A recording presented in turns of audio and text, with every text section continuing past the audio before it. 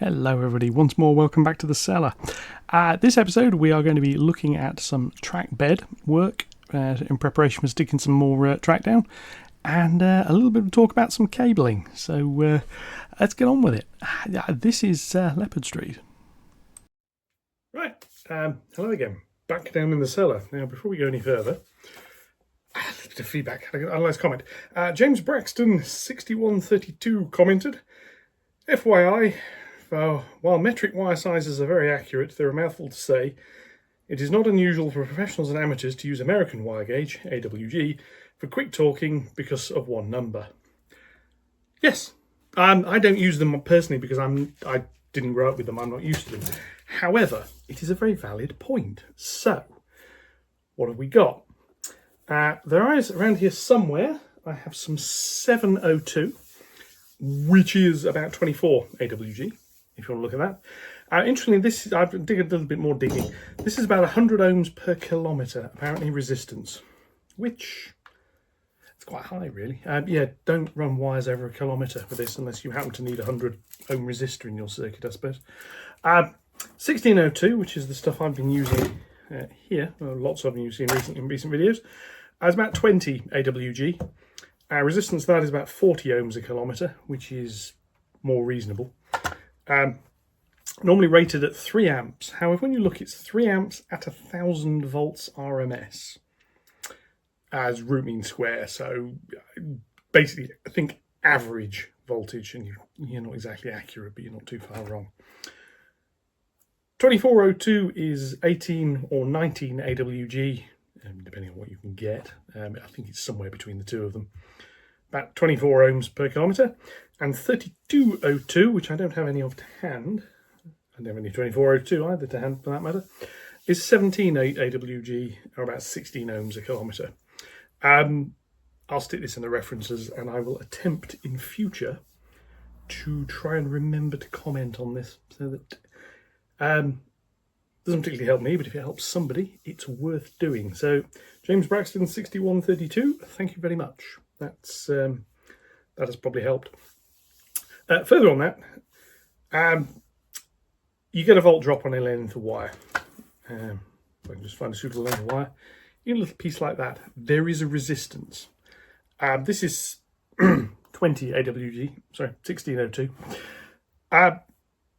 40 ohms a kilometre. So if you had a kilometre of this, you're going to get 40 ohm resistor on it. Now what that does, basically depends on what you're doing with it. Typical DCC wiring, we also use larger bus wiring. It's not really for the current carrying capability. There's a comment I've made to a few people. You see people saying you can't possibly use that as a bus wire because it can't take anything like the power. It can. What you're getting is the resistance. If you open up a model locomotive and you look at the wires on the DCC decoders, or in a DC locomotive, look at the wires going to the motors, they're smaller than that by quite a bit. They're handling the current load of that and doing it perfectly happily, to be honest with you. This is because the voltage isn't particularly high. So the power going through it isn't particularly high. The heat you're asking the wire to dissipate isn't particularly high. I don't have mains wiring to hand. There is some around here somewhere. When we look at that, yes, it's thicker than this. It's not vastly thicker than this. Lighting wiring.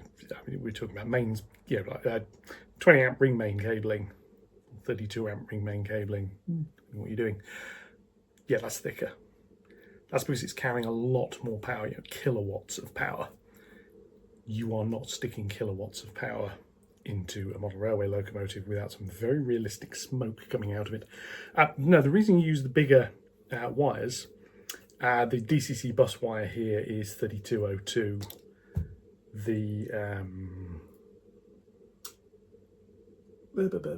As is some of the other bus wires. I think the main rings around here are 3202. Reason being is trying to limit the volt drop. What you've got to realise though is the bulk of your volt drop doesn't necessarily come from the wire. It comes from, if I've got one to hand, if I can find one, bear with me one moment, there's one around here somewhere, or there was. What is it about putting things down and never being able to find them again? Yeah, anyway, so I've got... here we are, buried under here. A lot of your volt drop comes to things like this. Plug and socket connectors. Or the connections of wires into these. All of these connections have a resistance. Resistance leads to volt drop, which is why you want... The ideal bus wire is not a long bus wire that goes into these terminal blocks in one side, connector, out the other side, connector, off to the next one, that you can then spur off. Your bus wire has then got a lot of connections on it you don't want. This is why those schemes you see where the bus wires are massive and you put those caravan connectors, which just clip round it, vampire into them, take the tap off. They're quite good because they don't break the main wire, so your resistance is still fairly low. Anyway, that's a little bit of an update on that. At some point I will look at the voltage drops here.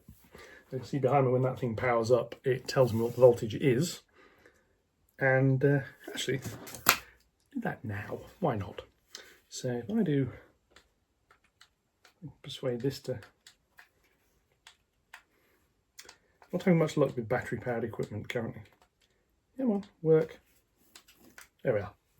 That powers up. Now that says I have 5.2 volts on my 5 amp logic circuit. So, let's have a little look. I have down here, I'm going to do it here because basically I'll just move you around a little bit here. Down here, let's get that lined up a little bit. Trying to maneuver this thing. Yes, down here I have access to various bits and pieces. So I have a ground connector, which is that one. And that is my 5 volt. So that is 4.6 volts there. I have a 12 volt supply, which is 11.9. Should be 12.1. I don't have access to the 15 volt here. So yeah, my nominally 5 volt supply has dropped to about 4.5 volts, or 4.6, 4.7. That is because of all of the connectors it goes through in order to run round. It is a 5 volt ring, it goes all the way around. So yeah. Anyway, turn that off again. That's enough for today on that. Anyway, so we'll forget about that now. Right. Meat of today's article. Back in a moment.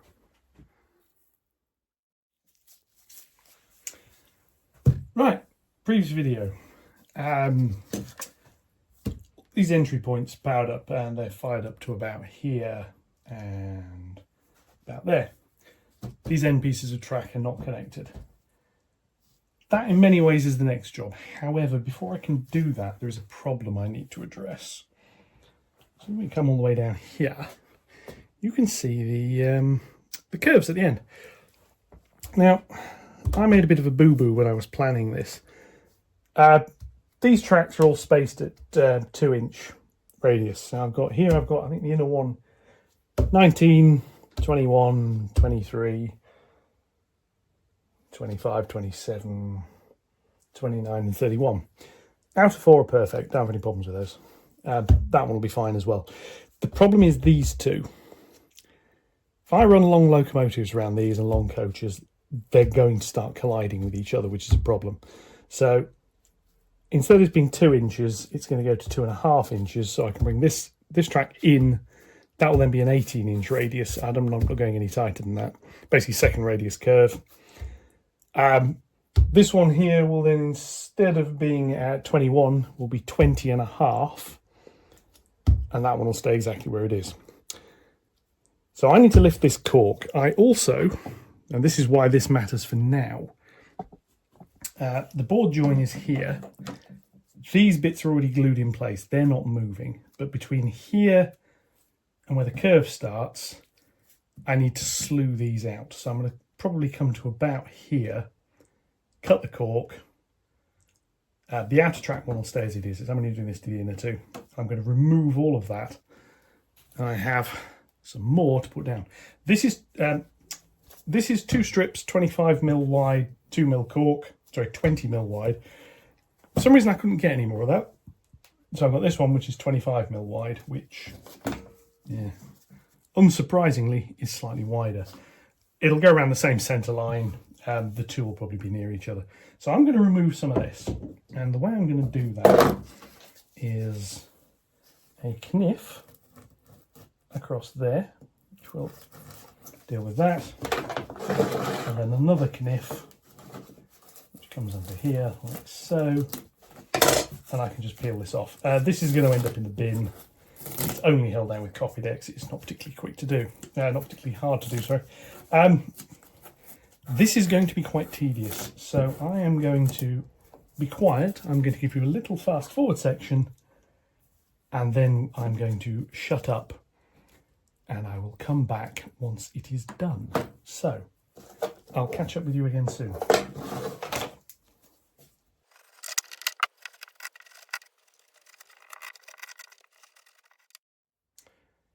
Okay, back. This is lifted all the way around. Contrary to what I was originally thinking, I didn't just throw it on the floor, it is in the bin. I've had post while this has been going on. Some more of these connectors. I'm going to be putting one of these on the top, I mean over that way somewhere. Thought, I mean obviously I use quite a few of these things. The thought occurred, I need at least a 6-way, because I've got 3 sets of track which need the ability to reverse them individually, so 6 wires to feed from here to here around to the other board. So I'll put a 6-way connector here. I can stick another multi-jumper between this board and this board, and then eventually between the others, yada yada yada, easy. It occurred to me, well actually I don't need 6, or not at this bit I do. Over there I need 8, because I also need to bring the DCC feed in order to reverse it. I thought, well, I don't need 8.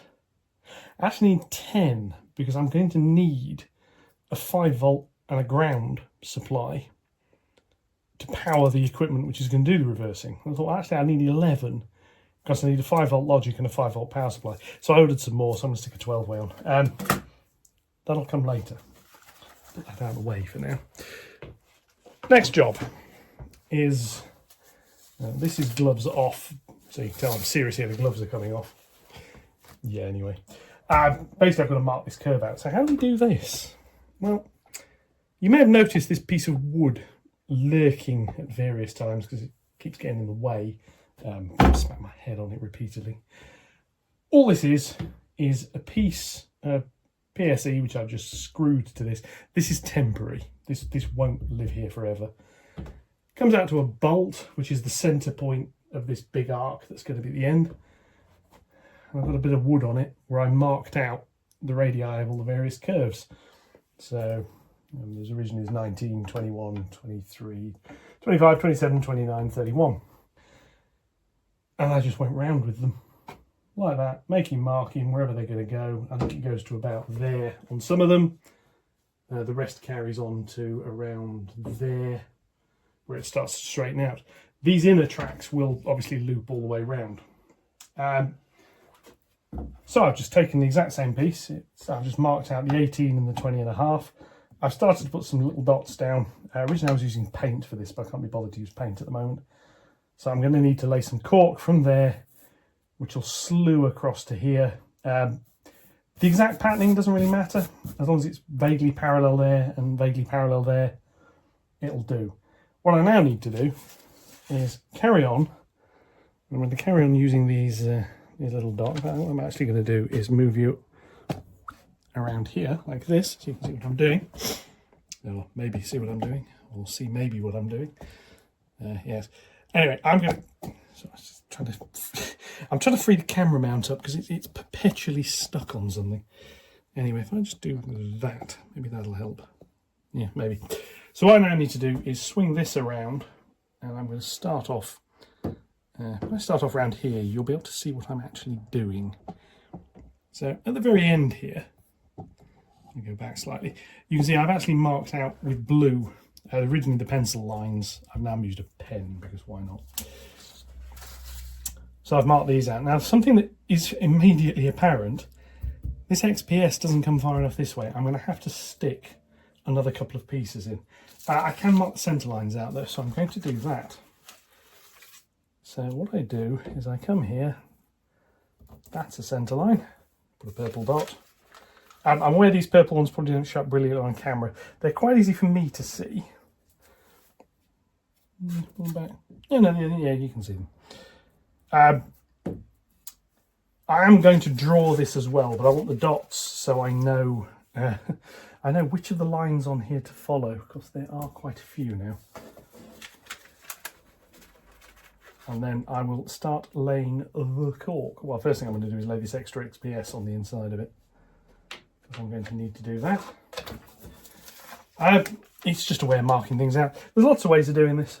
Lots of ways of marking things out. I mean, the easy one here, I mean, this is code 75 track. If this was code 100 track, this inner track would be set track, which would probably work quite nicely.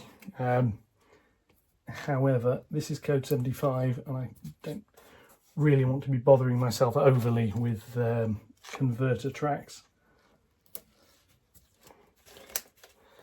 And it's relatively straightforward. I mean, actually, this inner track, thinking about it, should be quite easy because it's moved in an inch, which is about 25 mil. So actually, its original centre line is now the outside where the 25 mil thick cork is going to go. So yes, that's going to help, I must say. I'm just going to carry these dots around.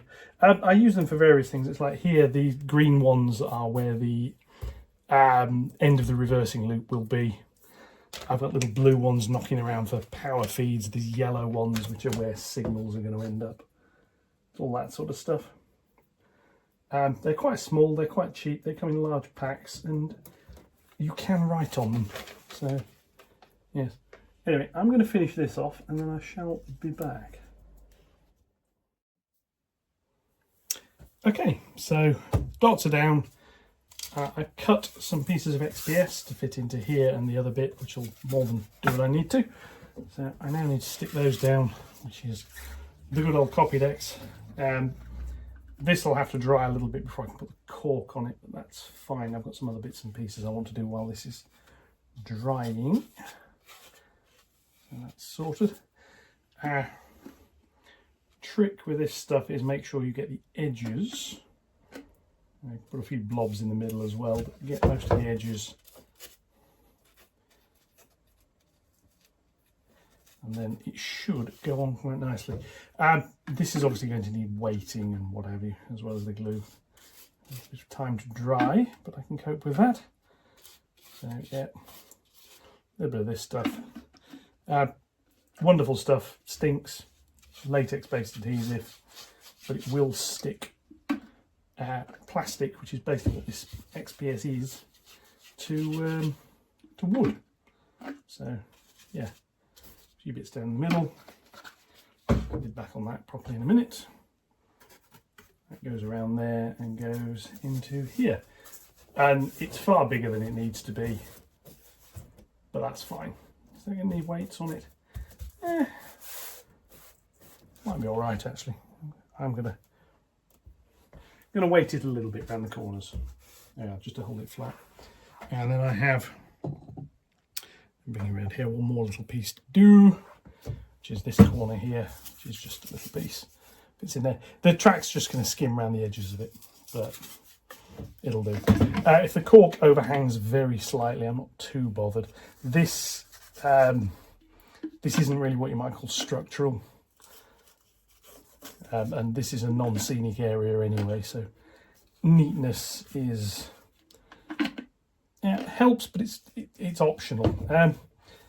Something that is worth considering when you're doing this sort of model railway stuff: where do you need to put your effort? The main part of effort you need to do is in how to close these bastard bottles of Copydex and the rubbish that gets going up into them.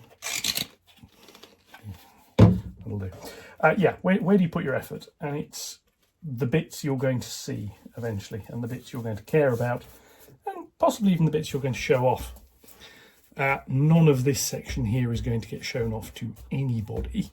This is all going to be, well, except obviously the internet. Yes, there's quite a few people who watch this on the internet. Right, so that's that. Next up is the straight section, or the slewing section slightly, should we say. So again, clean this off. And the way I'm going to do this is literally going to be track from there to there, or cork from there to there. And if I put these bits of track back roughly in place, once this bit of cork is done, I can look at laying the track. The end curves can actually wait, so they may end up actually waiting. So here I have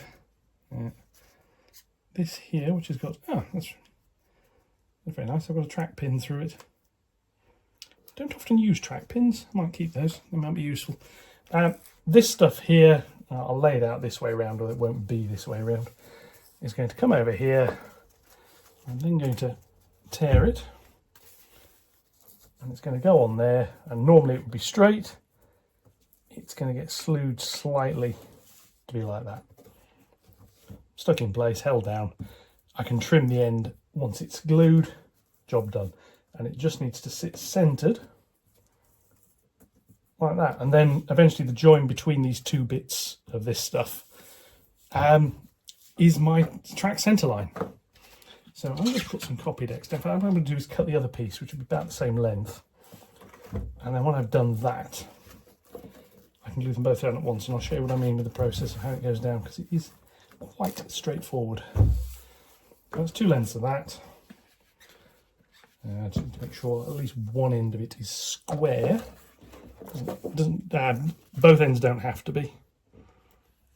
So if I just trim that slightly with a kniff, and that slightly with a kniff. I'd love to say my trusty hobby knives. I just got a load of these on Amazon. They're disposable. I can understand why, because they're actually rubbish. They blunt really, really quickly. But I'm not complaining too much. They were very cheap. In fact, actually, they were free, because I'm part of the Amazon review program, the Vine system, and some of these things I get provided for me, which is awfully decent of them. But we shall see. Anyway, some of it's good, some of it's rubbish. Yeah, but there we go. So this comes on here. I realise I've just obscured most of the dots I need to stick this down to, but never mind. This will, in theory, if you leave it a few minutes, it gets a lot more grippy. In practice, I've never really found it to be a problem. So that is going to come down here like that to about there and get held. The track will sort of wander a little bit eventually. I'm not too bothered by that. I'm now going to get this candle back over here, because I'm going to use this again in a minute. That piece goes on there, gets pushed up alongside that,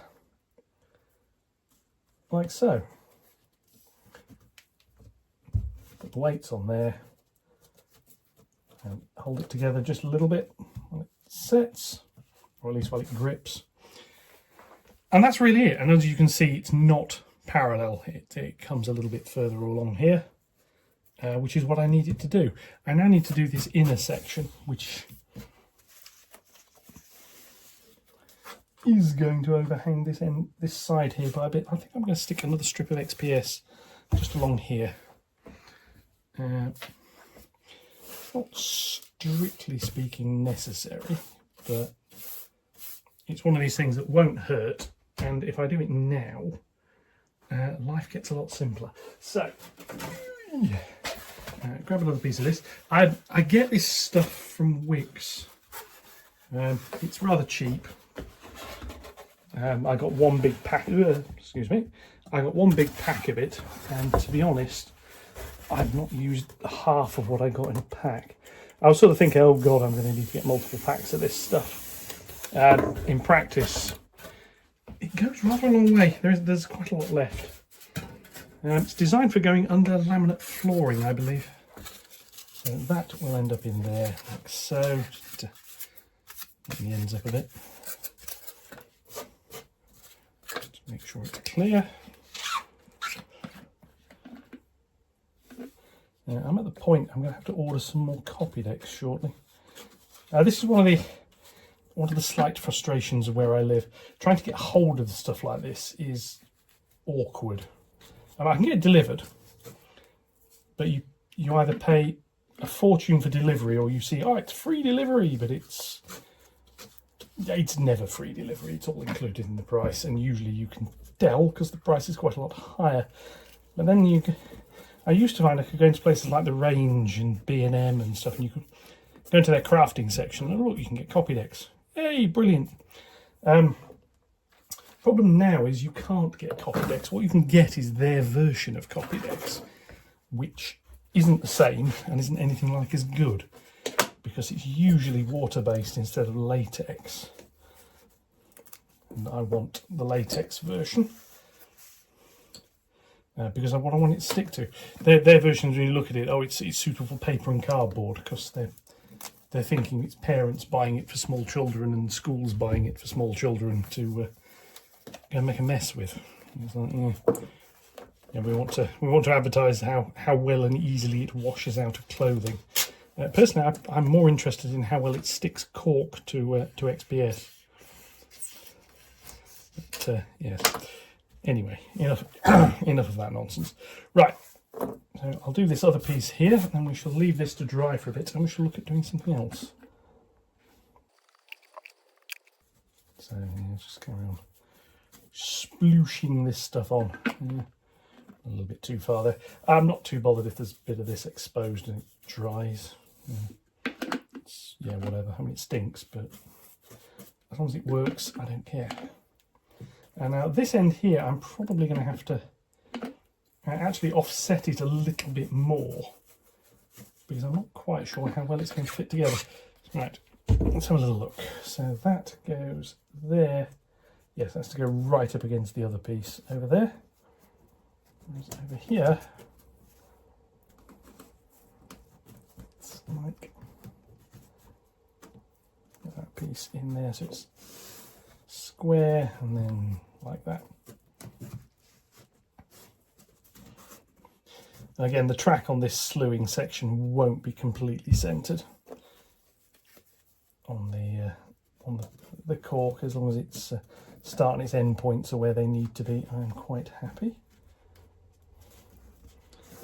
Put that down there like that, put that down there like that. Right.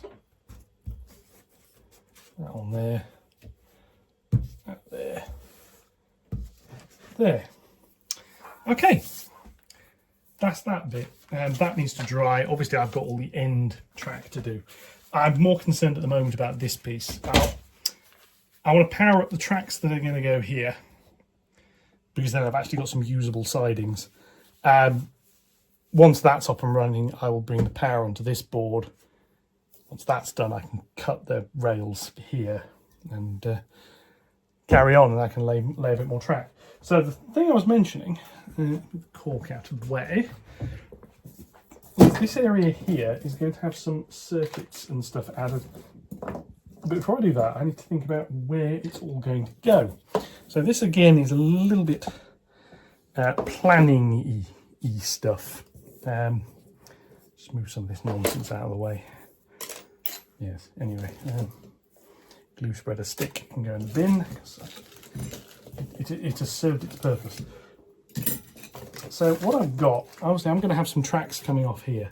I've got all this area here in order to put this stuff in. My large paintbrush has gone. Clean the dirt off. It's going to be on the floor and be picked up next time the Hoover runs around. It's probably bad practice and maybe quite a while. This bit here actually could do with coming up, this bit of XPS, to give me access to what is underneath it. The problem is I can't remember how securely it's glued down. I suspect it's just around the edges. And I don't really want it to be loose over here. So what I need to do is think where this wonderful 12-way connector is going to go, and I'm thinking about here, or more probably about here. I can bring the power feeds and everything in this, maybe a little bit further over actually. Yeah, I can bring the power feeds in this side. That can be screwed down.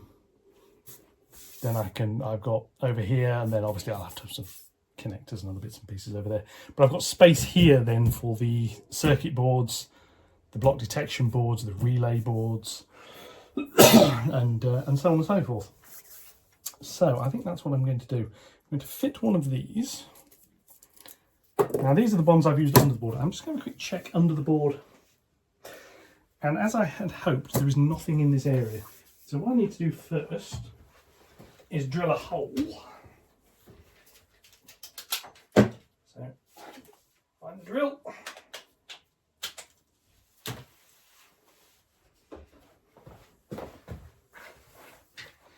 So the drill comes around here. I'm going to put that about there. I want the hole probably about there. It would help if I turned the drill on, of course.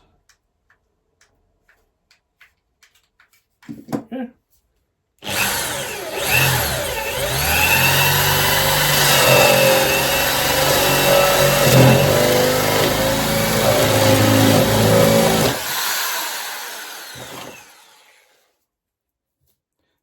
Yes, apologies for the noise there. That's one hole. It's going to take some of that. I'm actually going to stick another one over here. Just need to make sure I'm clear of the beam, which is, there's a beam that comes around here. This is where the wires that are going to be the track feeds will come up.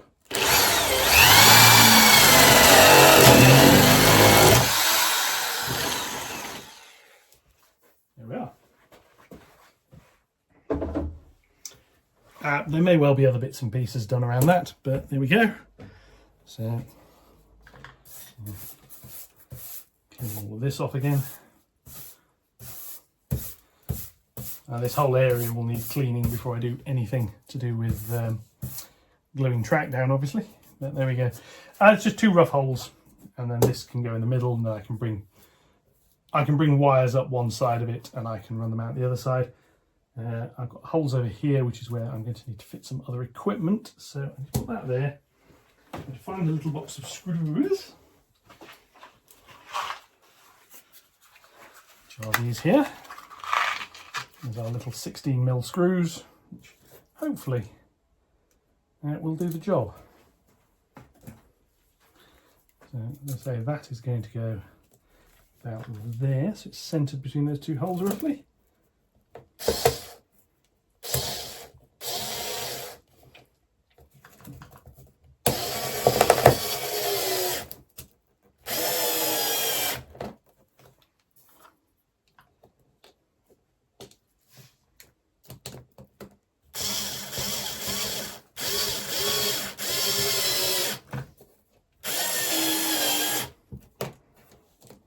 There we go.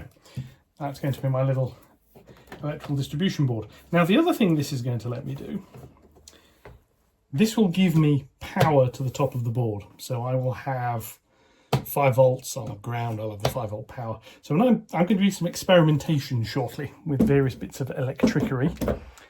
What this gives me is a small area where I can show you what I'm doing, where I've actually got some power. So that is that. This now needs wiring up, so I'm going to get on with that, and I'll be back shortly when the rest of the glue is dried and we can start looking at track. Okay, done. Track is now, well, I'd say the layout is partially powered up. If I take that off the top, in continuity mode, so I can disentangle the wires, we have track power and the other track power.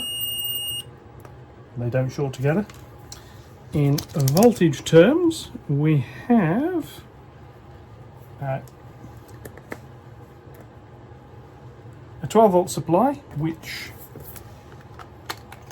is emphasising the points here about volt drops. If I do that, you might be able to see it a little bit better. So 12 volt supply, which is running at 11.5, a 5-volt logic supply, which is 4.5-ish, and a 5-volt power supply, which is slightly disturbingly it's under 4 volts. I suspect that is due to relays dragging that down, so I do need to look at that one. But that's basically why I've got the 2 power supplies. That is it for tonight. So I'm just going to turn everything back off. Relay power supply off. That back off. Yeah, obviously I need to do a little bit of chasing back on that and find out just why that 5-volt power supply is so low. I suspect, like I say, I'm overdriving a couple of relays. But that's done. If we pan around here slightly, these bits of track here are done, and what this means is this bit here obviously fits. This piece can be laid, and this piece can be laid. So the job for tomorrow is going to be prepping these bits of track to go down with some dropper wires. The droppers for these are for now going to come straight into here, and then I'm going to put some daisy chaining cables on the back of it. Eventually, like I said, there's going to be some block detection boards on here somewhere, some relay switching boards and other bits and pieces. For now, all I want to do is get trains driving, which means I just need to give it the appropriate supply. That's the job for tomorrow. I will see you in the next video. Thank you very much for watching. As always, likes, comments, shares, and what have you. More than welcome. Subscriptions as well.